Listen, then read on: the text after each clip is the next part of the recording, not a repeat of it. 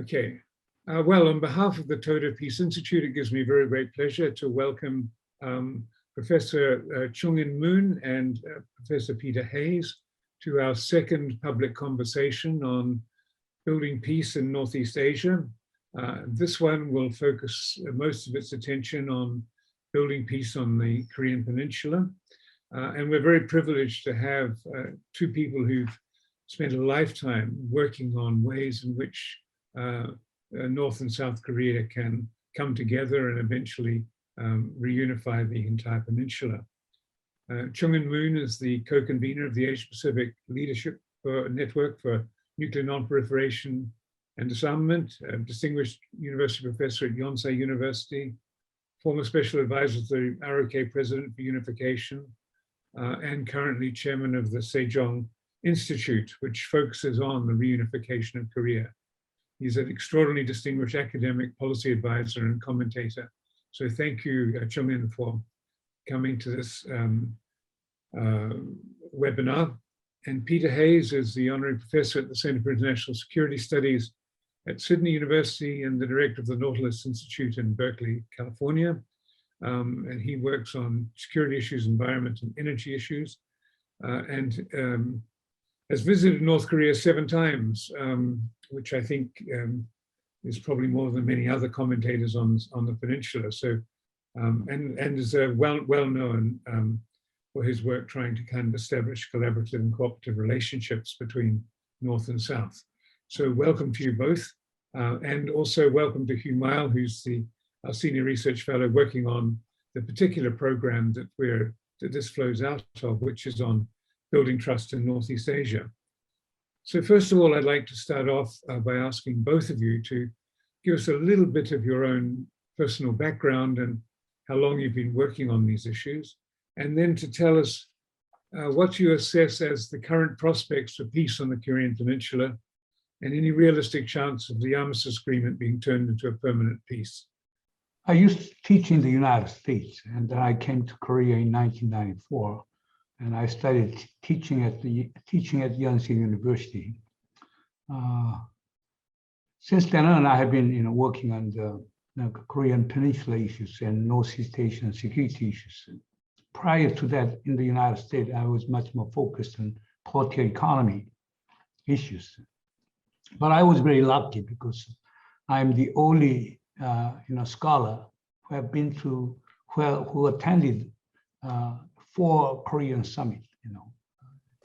First Korean summit in June 2000 under President Kim Dae-jung's leadership. Second summit between President Roh-moo-hyun and Kim Jong-il, October 2007. Third summit is the Panmunjom summit on April 27, 2018. And the 4th summit was the Pyongyang summit on September 19th, 2018, under President Moon Jae-in. Therefore, I was very lucky to observe, those 4 summits, and as a special delegate, and also I've been maintaining, quite extensive contact with North Koreans. Okay, when there are good times, I can maintain communication with them. Bad times, no communication at all. But still, I know, I met most of the leading figures in North Korea on the occasion of those 4 summits. Therefore, maybe I might be in a good position to talk about the current situation on Korean Peninsula. Plus, I served as a special advisor to President Moon Jae-in for unification, national security, and foreign affairs for almost 4 years. Therefore, I was not a government employee, but I was, playing a role of advisor to President Moon Jae-in. Therefore, I've been following up the nuts and bolts of his policy on North Korea and his Korea Peace Initiative. Well, I guess my involvement in the North Korea conundrum actually began in South Korea when I was actually working on my dissertation just after we'd finished writing American Lake, Nuclear Peril in the Pacific, which was a book about American and Soviet nuclear weapons in the region and the risk of nuclear war at the height of the Second Cold War, the mid-1980s. And in that book, we had 2 pages out of about 500 pages on Korea as a nuclear flashpoint.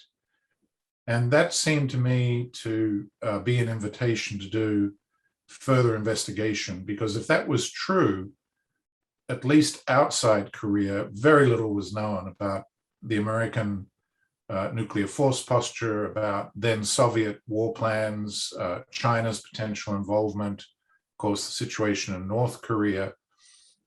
And so this was before the end of the military dictatorship. I went to South Korea to do research on this topic, meeting with a number of Korean experts, both on the left, but also on the right. What I discovered very quickly was that Korean nationalists generally were anti-nuclear in one way or another, for very different reasons. At least they were anti-nuclear and often anti-American on the right and the left for very different reasons.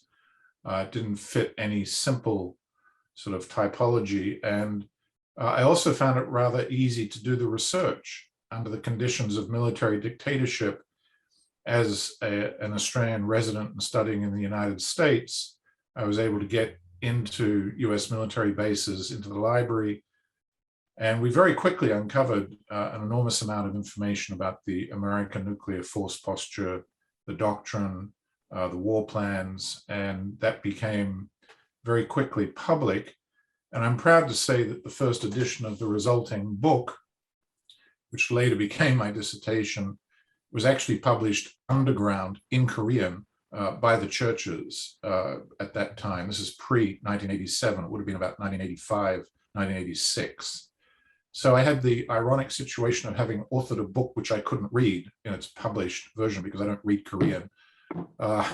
But what I discovered was that very quickly, when you get involved in the Korean vortex, as Gregory Henderson famously called it in his book on Korea, you can never get out of the vortex. One way or the other, you get drawn back into it. And that's exactly what happened. I moved to Australia from the United States to work at the Australian government's Commission for the Future. And I think that's about the first time we met, Kevin, was when you were still in Canberra. Yeah.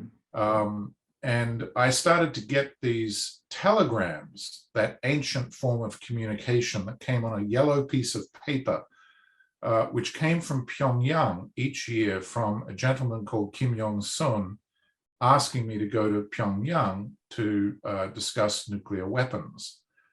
And each year I would send back a telegram, and then nothing would happen.